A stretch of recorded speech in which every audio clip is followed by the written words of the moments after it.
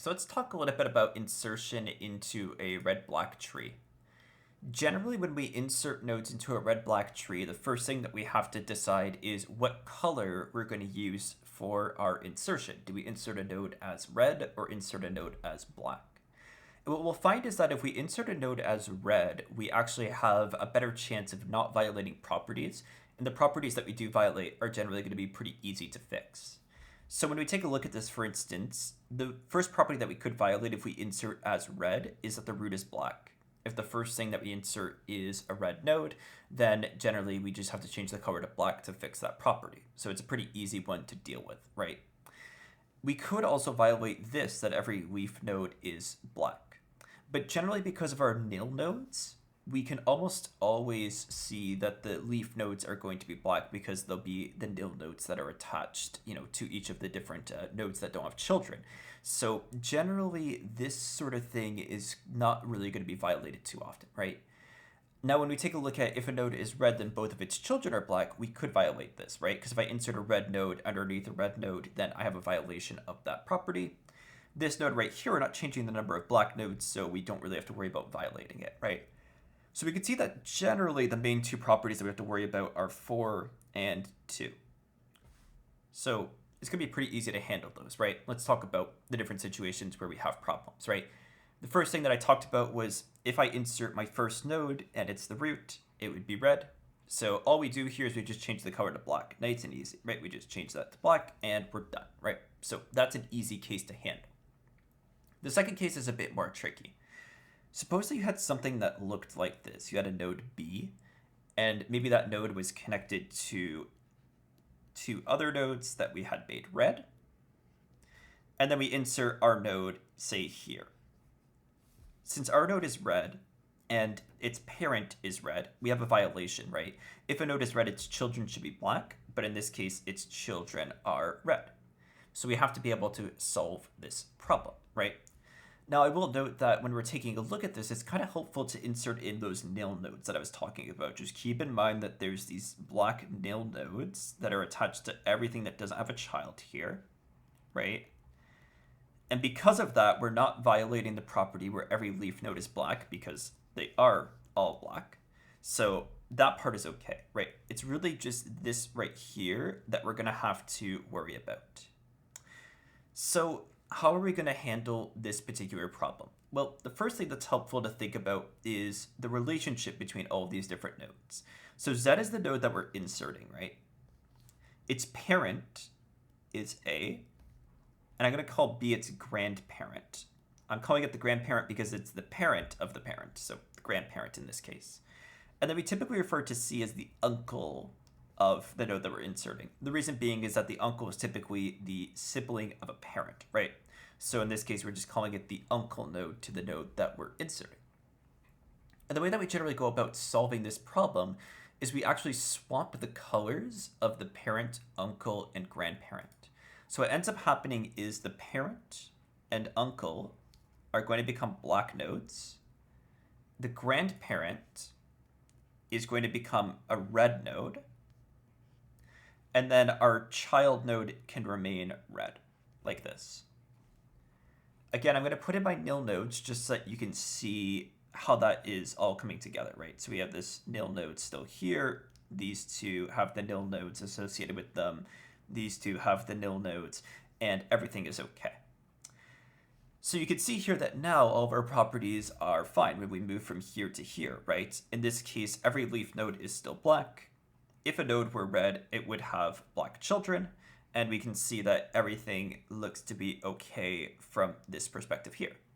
So this is the first way that we fix a problem. So the first encountered issue that we have is basically that we've inserted here on the parent, and the way that we typically identify this is we actually take a look at this uncle node here. So we take a look to see if this node is red. Basically what that's signifying to us is that both the parent and uncle are red nodes, and we've inserted a red node. In this sort of situation, we just do this little recoloring here, and everything will be fixed. So that's first scenario that we could encounter. Now, before I move on to the next scenario, I just want to note to you that we can have symmetrical cases, right? So we could have also had Z on the left-hand side of A, and that would have been okay, right? We could have done the same sort of process to fix it. I just want to note that, in some cases we have like the reverse or symmetrical case. So we just kind of have to keep that in mind as well. And those are kind of solved in the same sort of way. So I just wanted to note that as well.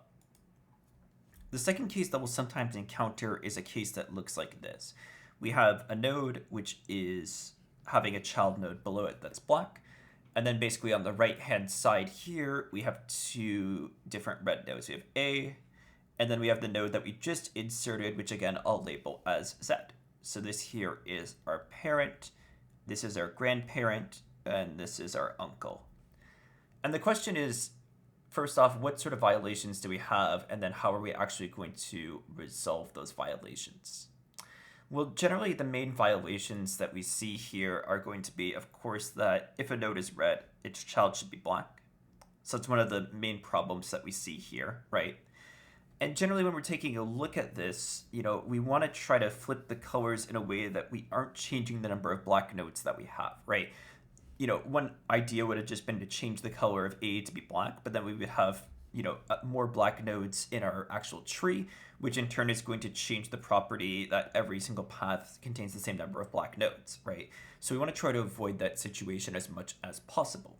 So what we're going to do here is something known as a rotation. What a rotation does is it moves something in the tree to replace something else. We basically move the tree in a rotating manner, right? So what I want to do is I basically want to move A to replace B. And if I do that, what I would do is I would move Z to replace A. What ends up happening is A ends up in the middle, and Z remains to the right of it. So this whole piece just kind of moved up. And then the question is, where does B go? Well, it rotates down, right? Because we know that B is bigger than A, because A is to the right, or sorry, that A is bigger than B, right? Because A is to the right of B, we could then conclude that if we place B to the left of A, it would still satisfy our binary search tree properties. And then C just remains where it was before. Do you see how everything essentially just kind of rotated around in this tree? Everything sort of moved up into the left. We basically moved in like a counterclockwise motion here, right? So now when we're looking at this here, it's looking pretty close to corrected, but we still need to do a little bit of recoloring to make everything work. Basically what I could do is I can recolor A to be black, and I could recolor B to be red. And if I do that, then I will have fixed all of the problems that I've encountered, right? We could see here now that we have a situation where if the node is red, all of its children are going to be black. By flipping this one to black, we've gone ahead and maintained that property, right? And then this red one has black children, so we're all good to go. And do you see that we maintained the number of black nodes that we had, right? We had 2 black nodes to start with. We still have 2 black nodes when we finish. So that's a really ideal property that we've maintained here just by doing these rotations. So this one was basically a 3-step process. We rotated everything around, and then we recolored everything. I guess 2-step process, right? We rotate and then we recolor. We're all good to go, right? The third case that we could encounter is actually basically just like a variation of this. And what it really looks like when we take a look at it is something like this. We could have a black node, and it has a child that's black and a child that's red, right? And then we insert our node as a red child here. What ends up happening in this case is basically that we end up doing a small sort of rotation on this tree. And the small sort of change up that we're going to make is basically we're going to flip the direction of our children. So I'm going to rotate Z up to replace A. And the reason that I do that, you'll see very clearly here, is that if I make that change, we would have Z and A like this. And then what we would have is we would have B up here. And then we would have C over here. And if you remember, this was the case that we just dealt with, where we have the nodes moving in a line like this, where we have 2 red nodes right here. At this point, we can apply the exact same steps to fix this problem, right? So the exact same steps that we applied basically were to do a rotation upwards, and then we did a recoloring, right? So basically, we just rotate these nodes up, we rotate B down, and then we do a recoloring. So that's our first step, our second step is going to be that we rotate our nodes around, right?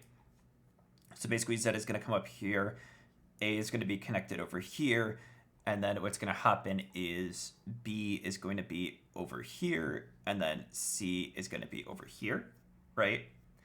And then all we need to do is just do a general recoloring of these nodes.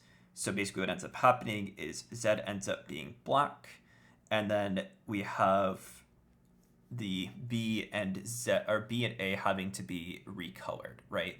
So basically what ends up happening is B is going to become a red node, right?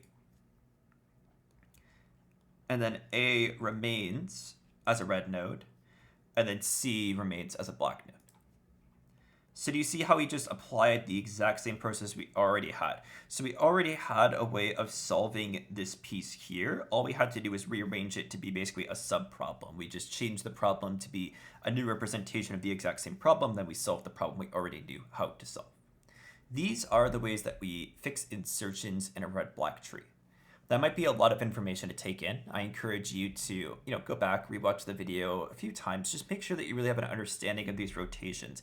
Try them yourself and validate that they do actually work. And the main things that you're looking for, of course, is that we fix this property right here, we maintain this property here, and also that we keep the count of black nodes the same whenever we make any of these changes. If you see those things happening, you understand how they're happening, then you have a pretty good understanding here, and you can go on to the next video, which is going to actually outline the code that creates this insertion inside of our red-black tree. So thanks so much for watching. I'll see you in the next video.